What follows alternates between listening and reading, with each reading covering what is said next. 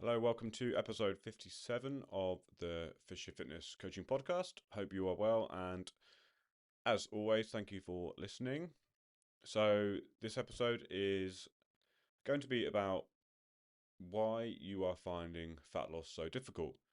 And because it is difficult, first of all, it's not easy. It's easy in principle, like I go on about all the time, but it's actually difficult, and some people find it a lot more challenging than others, especially if you haven't sort of nailed the fundamentals of fat loss and you haven't gone through the fat loss process before. So if you're someone who is wanting to lose body fat and you haven't really gone through the whole process, you haven't really figured it out, this could be a very useful podcast episode for you. So it will be a hopefully very short one. I'll just sort of list through the potential issues of as to why you are finding fat loss so difficult and how to get over the solution, basically. Or sorry, how to get a solution from the problem. So the first main reason I think is because you're simply not tracking your calories. So a lot of people think that they are in a calorie deficit when they're trying to lose body fat, where in actual fact they're not. And this can be very frustrating because I've done it before. You you start to eat better, you eat less, and but the fact is, because you're not tracking, you're not eating as less as you need. So you can go, you can eat 2, 3 healthy meals a day with a couple of snacks and still quite easily be over your maintenance calories, which will essentially mean you won't lose body fat. So simply by tracking your food and tracking your calories using a tracking app such as MyFitnessPal, which is all right. It's not great. It relies on user data entry, which can be very inaccurate. So I don't tend to use that, and I don't recommend my clients use that either. So I like to use Macro Factor. It's probably the best out there.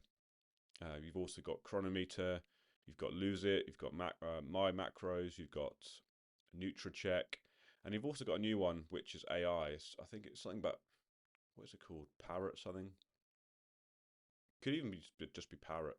Anyway, you can send it a voice note, and you can basically you can write in it. You can send it a voice note, and it will come up with what you've had. So without going into too much detail, you can um, you can say in the app, I've had 3 eggs, 2 bits of brown toast with some with 5 grams of butter and some tomato ketchup, and then it will come up with roughly the calories you have consumed, which is pretty clever. So that's something to be that's something to uh, watch out for, because I think AI with tracking is going to be huge soon and very, very useful. It saves lots of time. Anyway, you can track your food to ensure that you are in a calorie deficit. Because remember, you need to be in a calorie deficit in order to lose body fat. So that's the first mistake people are making. They're not tracking their food. So you think you're in a calorie deficit, but you're not. And then people start to get frustrated, thinking that they are for some reason broken, or they've got a broken metabolism, or there's just something not working, or that they can't lose body fat. And that happened to me once. I was trying to lose body fat, and my weight wasn't going down. I wasn't changing anyway, and I convinced myself that I just couldn't lose body fat. And then I started tracking my food. Lo and behold, I started to lose body fat. So that's your main or first and main mistake you're making. You don't have to track food forever. It's just, I'd recommend it for the first 3 months of trying to lose body fat at least, and then you can change to tracking twice a week, 3 times a week, whatever, once a week, or just every so often, just to make sure that you are on the right track. The second reason is you are drinking alcohol or drinking too much alcohol. Um, Again, if you're trying to lose body fat and you're drinking alcohol, you're going to make it very difficult for yourself. So obviously, alcohol is like the fourth macronutrient because it has uh, is it 7 calories? I get confused. 7 or 9 calories per gram of alcohol. It could be 9. So it's fairly calorific. So that's not going to help you. And it's liquid calories don't fill you up. It doesn't give you any nutrition. So it's almost wasted calories. That's how I like to look at it.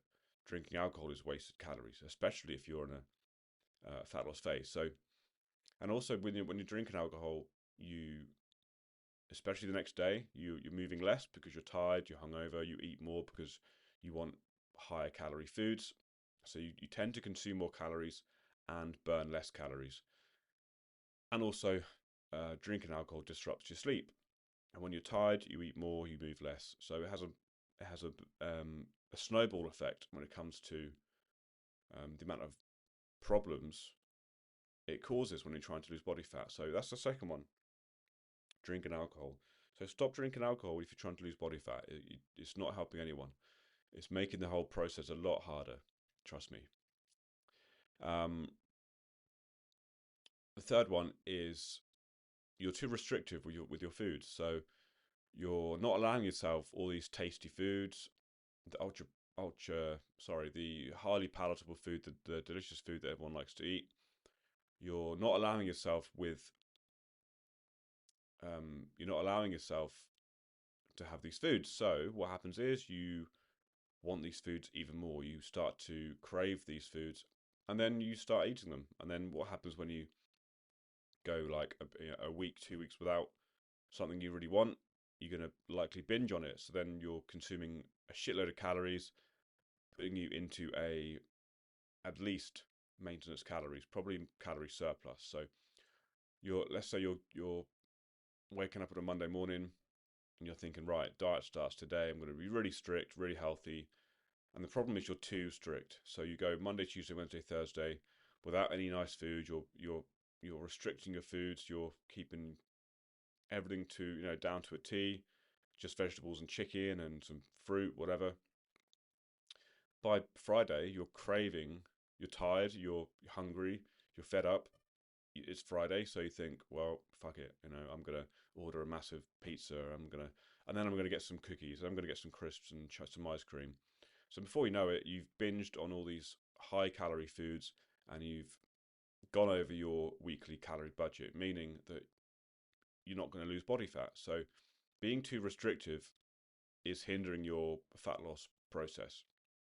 So the key is to follow the 80-20 guideline throughout the whole week. So 80% of your food can come from the whole natural single ingredient foods, and then 20% can come from the other fun foods that you enjoy eating.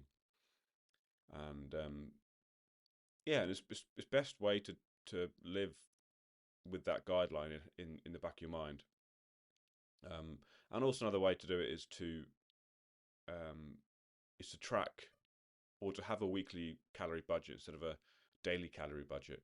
If you have a weekly calorie budget, you can chop and change. You can have high calorie days and lower calorie days depending on what you've got going on in the week, and depending on how hungry you are. Different things like that will help you massively, um, and it will allow you these tastier foods in your week and in your diet. So you don't go mad. You don't start craving these delicious, um, highly palatable foods, the ultra processed foods that everyone enjoys eating. It's best to keep in mind that yes, they're not nutritious, and having too much of these foods is going to hinder your health. It's going to disrupt your health, and it's going to hinder your fat loss goals. But this is why you should have them in moderation, right?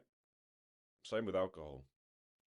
Everything in moderation. You can fit these foods and drinks into your fat loss journey, but as long as you are careful, as long as you understand that having too much of these foods and drinks is going to put you backwards. And the final one I've got is you are not eating enough food, which sounds strange. It sounds very counter productive. And again, I used to get confused with this. If you're not eating enough food, but you're you're not losing body fat, that means that starvation mode must be a thing.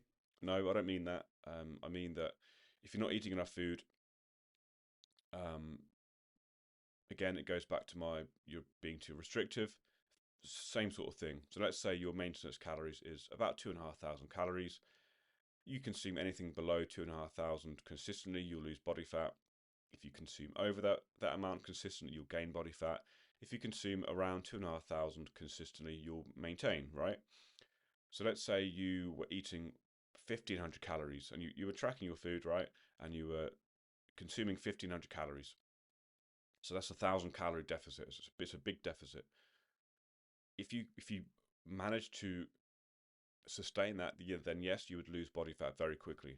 But the chances of you sustaining that size of a deficit is very, very slim. Some people can, some people won't be able to.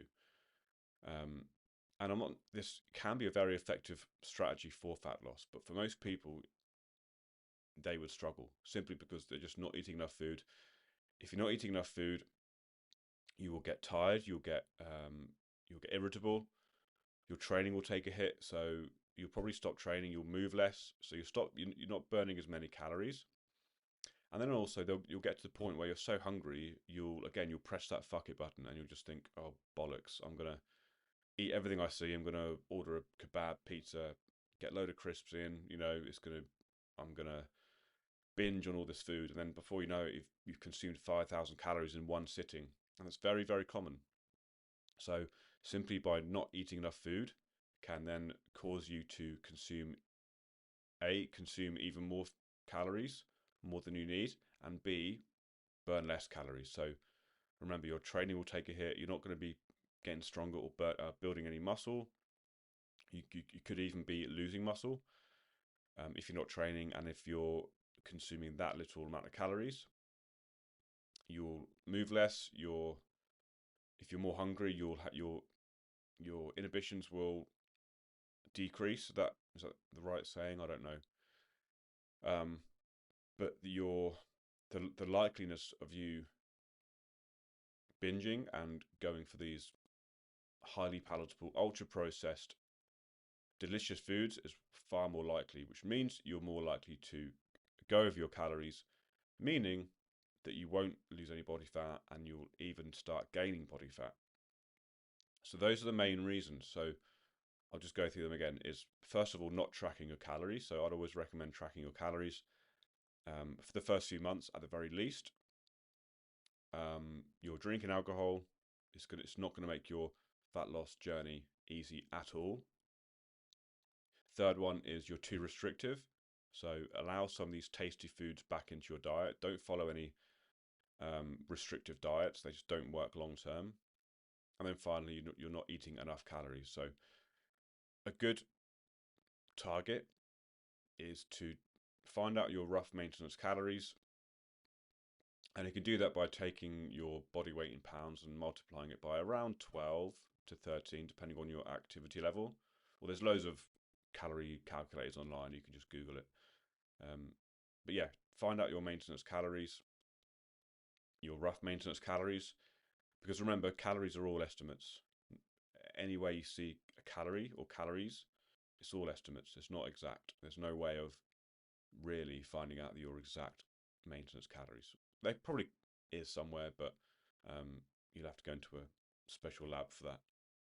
Anyway, find out your maintenance calories. Take off around 4 to 500 from that number, and that will put you into a fairly moderate calorie deficit, which is enough for you to see pretty substantial and significant fat loss progress if you sustain that calorie deficit. So those are the four or five reasons that you are finding fat loss difficult and how to get over those barriers. Anyway, hope that helps. Again, any review, any nice comments, or any constructive feedback, I'd always take on board. If you can, please share this episode to your Instagram stories. I'd really appreciate it. Or tell someone about this episode. Pass it on to them. Send them the link on WhatsApp. It does really help spread the word and get the right messages out there. If you're interested in coaching, let me know. Always just message me on Instagram or email me. All the details are in the description of the podcast, or you can simply send in an application form. Click the link in the description, send in an application form, and I'll get back to you with some more information and next steps on either online coaching or face-to-face coaching, depending on what tickles your fancy. Anyway, I will leave it there. Hopefully, by the time you've listened to this, England have won the Euros. Who knows? Because I'm recording this on Sunday the 14th, 11:30, and the kickoff is at 8 p.m. So yeah, it's big day for football, big day for sport. So it depends on when you are listening. It could be today. It could be a week down the line. It could be a month, a year. Fingers crossed. Anyway, have a great day. Have a great rest of the weekend, and I'll see you again soon. Take care.